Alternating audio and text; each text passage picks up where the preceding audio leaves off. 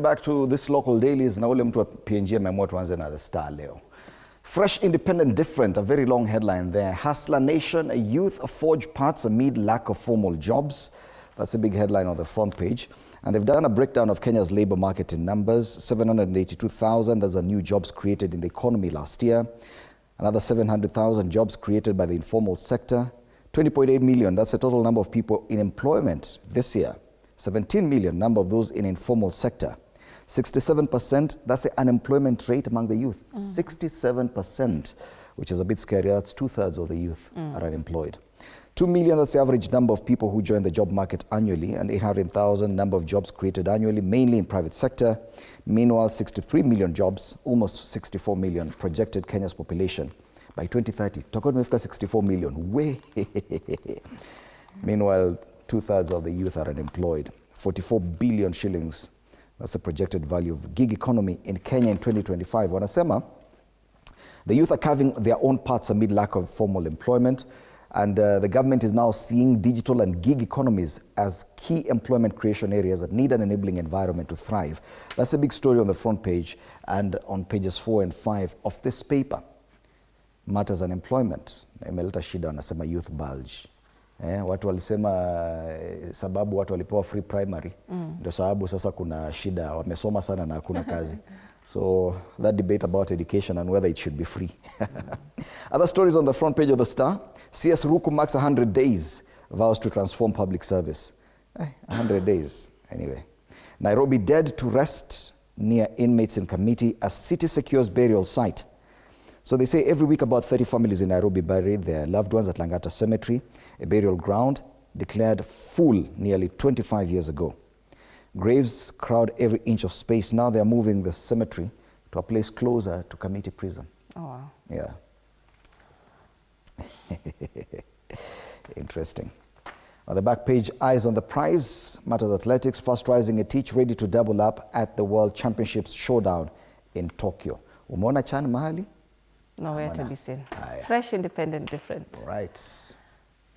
The Standard, and the only story on the front page, 4-day ordeal. Savagery.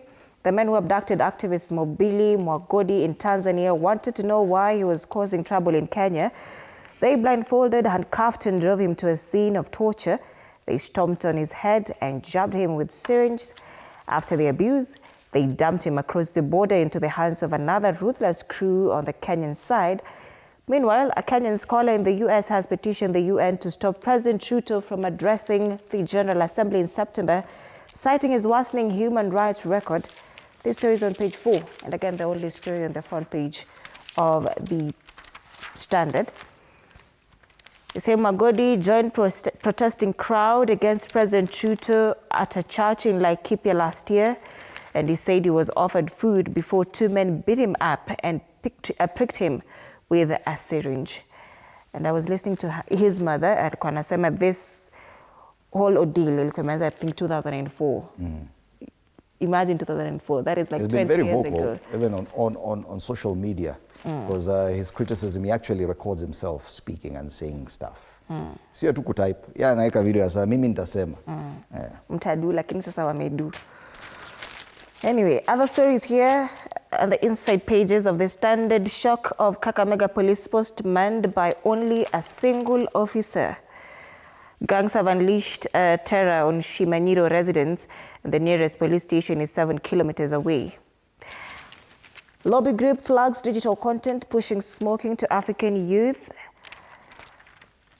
Police impunity raises 2027 polls violence risks. Rights groups warn. That story on US-based Don wants Ruto barred from addressing UN meeting. They say a United States-based scholar has written to United Nations Secretary General Antonio Guterres, urging him not to invite President William Ruto at the 80th United Nations General Assembly scheduled to begin on September in New York. That is Professor Peter Ndiangui of Florida Gulf Coast University. And he argues that President Ruto should not be granted a platform at the Global Forum, citing serious human rights violations allegedly committed under his administration. This one I think is a very nice read on page 6. It's an analysis of President William Ruto's tenure, and it's titled Coming Unstuck. Critics say Ruto out of his depth as he fumbles the presidency. And they've quoted people like Professor Peter Kagwanja, Ekuru Aukot, and others, including Philip Kisia, talking just about President William Ruto's errors as president. The fact that he is, yesterday the president came out to say that he'll protect children's right to free education, also making headlines, that debate about whether or not free education will still be a reality. CS alisema hivi kidogo ni kama kaanza kujicorrect. Si hivyo nilisema. You misquoted me. Then the president is out now talking about the same. Hapa. End of I do. That's a story on page 8. Urban couples find joy without formal marriage vows. We, endeni mkaoane. Cheni mchezo. Right. On the back page, tunaona Chan. 2024 Chan's 2nd to 30th August, just 5 days to go. And Harambee Stars players ready to head Kenya to glory. Omija, Odhiambo, Odongo, who is this? And Juma, somebody else here with Juma, will be the stars to watch. And Kenya are in Group A alongside Congo, Angola, Morocco, and Zambia. And the Standard has done us justice because they've plastered pictures of the entire squad on the back page. So if you do not know the Harambee Stars players, at least you can know their faces and names from the back page of the Standard. The entire squad of 30 people. 30 players, no, 25, including the 3 goalkeepers and all the others, strikers na wengine wote. Nikiangalia hapa picha kusema ukweli, hawa si wajui. Ni kama wale wote nilikuwa najua players wa Harambee Stars ni kama wali retire. Wengine wote, okay, Masud Juma, yes. Masud Juma at least there. Wengine ni wapya. But anyway, Betty McCarthy, all the best. The Standard. That's a Standard. Let's take a look at the Taifa Leo. Utekaji wavuka border. I saw one cartoon that has all the presidents of the East African region, including Rwanda and Burundi. Wameshikana hivyo wanasema, yes, sasa tunafanya hii kazi ya utekaji across the East African region. Serikali za Kenya, Uganda na Tanzania zimetokea kuwa katili sana dhidi ya watetezi wa haki za binadamu. Nakumbuka Kizza Besigye was abducted here in Kenya. Sasa Boniface Mwangi was abducted in Tanzania. Maria Sarungi was abducted in Kenya, lakini raia wa Tanzania. Agatha Atuhaire ni raia wa Uganda, akawa abducted kule Tanzania. Tanzania I think hapa ndio the biggest culprit. Kenya ikiwa number 2 wanang'ang'ania hapo. Hapa same. Makucha, kisa cha utesaji wa mwanaharakati Mwabili Mwagodi akiwa Tanzania kisha kutupwa Lungalunga Kwale ndicho cha hivi majuzi zaidi. Mtindo huu ulichipuka Besigye alipokamatwa Kenya mwaka jana na kutupwa kizuizini Uganda. Baadaye Maria Sarungi wa Tanzania alinyakwa na kuteswa Kenya kabla ya Boniface Mwangi na Agatha Atuhaire wa Uganda kubambwa na kunyanyaswa Tanzania. So how can we take or counter this now that it's cross border? Because okay fine, in Kenya mtaenda kutini hapa Kenya. Sasa wanashikana kule Tanzania, tutafanya nini? At least Kizza Besigye has sued Kenya. Pale chini vidokezo zaidi, Ruto aahidi kuendeleza elimu ya bure. Actually, Boniface and Atuhaire have also sued Tanzanian government. So they're suing at the East Africa Court of Justice? Yes. Ile yenye Martha Karua alienda. Did she ever get anything after that? That's a problem. Orengo ni buheri wa afya, Raila asema. Ambia wakazi wa Siaya wasihofie kutokana na uvumi kuwa gavana wao ni mgonjwa. Na Mudavadi azomewa akitetea kura. Wakazi wa Mbeere wamnyima sikio akisema kura za 2027 hazitaibwa. Masuala zaidi ya siasa. Wanasema taswira 5 za upinzani kuingia 2027. Rigathi, Kalonzo, Matiang'i, Karua na Wamalwa wana karata kali kuhusu mwaka 2027. Kuna habari nyingine hapa ya mtoto aua mama yake kutomtajia baba yake. Mvulana wa miaka 16 alitaka kujua babaye ili aombe urithi wake. Mama akamwambia sikuambii. Sasa atajuaje? Kampeleka Sayuni. Sasa hatajua. Najua ule mtu tu anajua baba mzazi ni mama. Ni mama. Na sasa akishaenda nani atakueleza? Gazeti la Taifa Leo. Business Daily, banks to get priority in bonds trading shakeup. The same commercial banks will get priority in buying treasury bonds and a proposed shift outside the auction system which is expected to revitalize government paper trading and lower returns. The CBK has issued draft regulations for the creation of a separate market for a bond trading or over-the-counter, where the banks or market makers will set the price and buy nearly the whole government paper. That story is on page 2 of the Business Daily. Top banks to be wholesalers of treasury bonds and direct sale to lower cost of government borrowing. NEMA rejects deported Turkish investor's solar power plant. The environment watchdog has rejected a proposal by a controversial Turkish businessman to build a 4-megawatt solar power plant in Laikipia County, citing gaps in cost disclosure and lack of public participation. On the ticker, global think tank stream Kenya's growth outlook on unrest. MPs seek to cap parastatal CEO's terms at 3 years, and shares of foreign traders at NSE rebounds to 47%. And that's the Business Daily. Right. People Daily. Ruto's failed free education pledge. Broken policies. And yes, indeed, the CS says something. Hours later, anaenda kusema, no, that's not what I said. Then the president has to come out and say, no, this is a stand. Kuna ule PSB talk.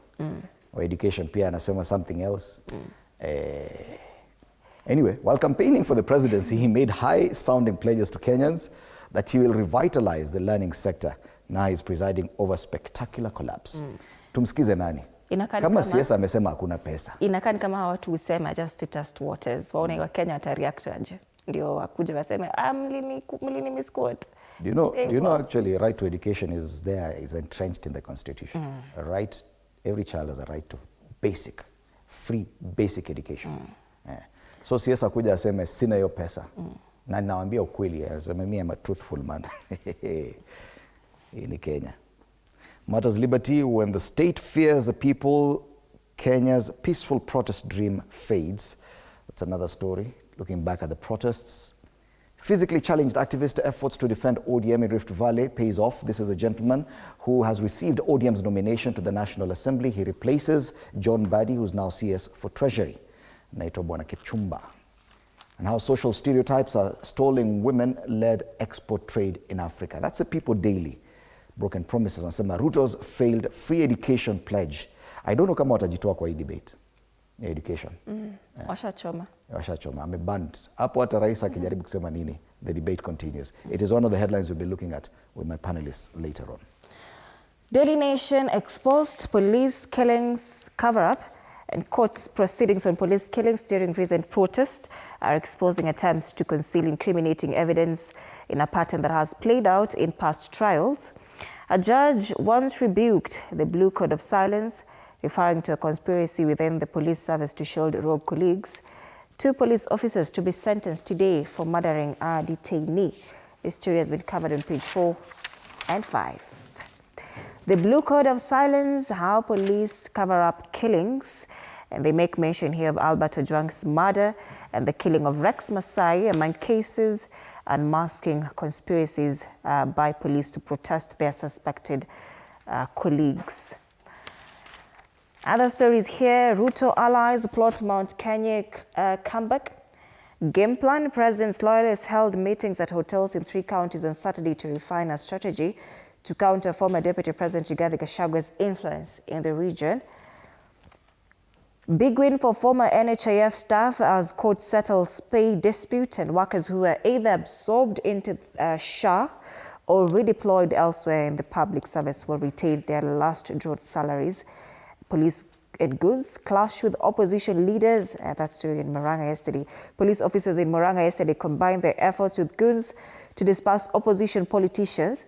The politicians who are pushing to stop President William Ruto's re-election in the 2027 election had attended Sunday service at AIPCA Kahuro Church in Kigumo constituency and were on their way out when all hell broke loose.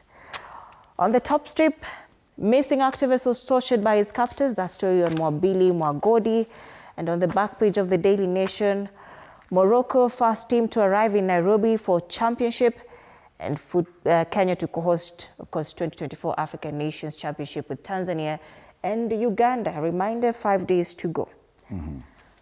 That's the Daily Nation. And remember, Morocco, who were to arrive last night, are in Group A alongside Kenya, Zambia, Angola, and the DRC.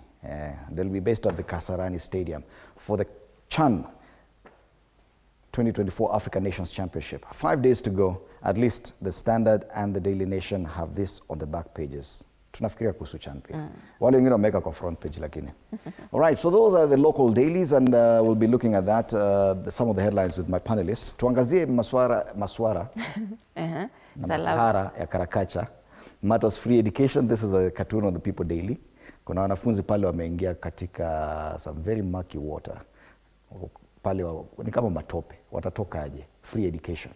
Inazunguka tu murky water. There's a lot of confusion, especially when it comes to free primary education. Free education. Je, ni kweli kuna pesa ama hakuna? Waziri anasema hivi, rais anasema hivi, PS anasema hivi, tuangalie wapi. That is captured in this cartoon on the People Daily. This is the Standard. Ni kama ni same. There's like, she looks like a parent to me, and of course a teacher, and she says, it looks like all our politicians have the same DNA. Mwalimu anauliza pale why? Well, they promise without intending to deliver. Mzazi anasema pale, and then make us feel guilty for trusting them. It's a cartoon on the Standard. We promised a free education, lakini sasa kama imekuwa kizungumkuti. Same topic on the front, on the cartoon on the Daily Nation.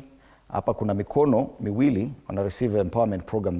There seems to be a lot of money for these empowerment programs, led by the Deputy President and a lot of the government allied MPs. Wanazunguka Kenya wakipatia kina mama, vijana pesa huku na kule. Affordable housing pia kuna pesa, lakini for education wamewarushia ndururu 3. Coins, 87 bob. 64 shillings. Yeah, alienda kapeana 64 shillings. Anyway, walirushiwa 87 shillings for education. There's a cartoon on the Daily Nation. So you can actually see the biggest discussion. Away from matters education, siasa za ODM pia zimepewa kipaumbele kutoka weekend. Kuna huyu jamaa anaitwa nani? Sifuna. Hapa has been portrayed as a puppet of the party leader Raila Odinga, because huyu jamaa ameingiza mkono yeye ndio anaongea. Hata microphone ni chungwa. Watu wamekasirika huko wamempoint, lakini wanasema let him speak. And then baba pia anasema at the weekend he said he was misquoted. Yeah, he was also angry at the media. So what exactly is happening? And who is Sifuna talking on behalf of? Alita Waluya meeting pale Kakamega kuboost support base yake. Ndio watu wasimpoint sana. Kaambia hata mimi niko na watu. So siasa za ODM pia zinapewa kipaumbele kwenye cartoon matters Karakacha. So these are some of the big discussions, and from the cartoons you can actually tell ni nini watu wanazungumzia. I'm sure we have a minute or so tuangazie traffic kidogo tu, tuone kama anything has changed. And my director has challenged me, anasema ni kama tulisahau that the other functionalities za teknolojia, tuone ni kama tunaweza angalia. Hapa kuna areas 3. Hii teknolojia ni kama imekwama. To exit kwanza. Imekata. Hapa unaona Jogoo Road hapa, Makadara kuna shida pale, na hapa once you get to Haile Selassie Avenue and ukiingia Landis Road pale kwa ile roundabout ya kwenda Kamukunji na kuingia Gikomba, there's a bit of a problem there. And I think the other problem definitely should be on Pangani. Yes, and you can see it's building up, dark red and moving as well.